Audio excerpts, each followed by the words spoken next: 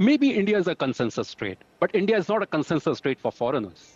Foreigners have invested, about 10 to $12 billion in Indian market in last 3.5 years. In contrast, the Indian institutions have poured in about $150 billion. Foreigners' stake in India is coming down. Foreigners, as their holdings in India relative to the index weight are one of the lowest compared to India's history. So India is a consensus trade that many foreigners feel that they have missed out on the trade, and they all are waiting for a pullback. If that pullback happens, of course, we'll see more foreigners coming in. But right now, we don't see that many foreigners have participated in India's story. What would lead to that pullback, you think? It is difficult to say. Because if we start looking at India, domestically, things are doing very well. Politics have been stable. Policies, the economic policies of the government have been very supportive. Geopolitics have been nice. So all of this are driving the macro picture in India.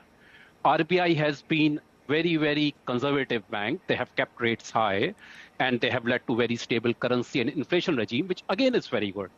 Earnings, about 18% growth last year, 15% expected this year and next. So none of these things are wrong. What we can say is that valuations are a bit expensive, 15% more expensive compared to history. But to me, 15% is not expensive valuation, it's slightly higher. Could there be something which happens overseas, any of the global event which could impact India?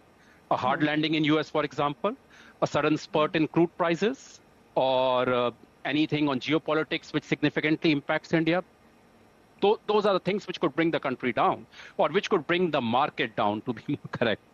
But domestically, I think still things are very, very fine. I don't see much risk in India today.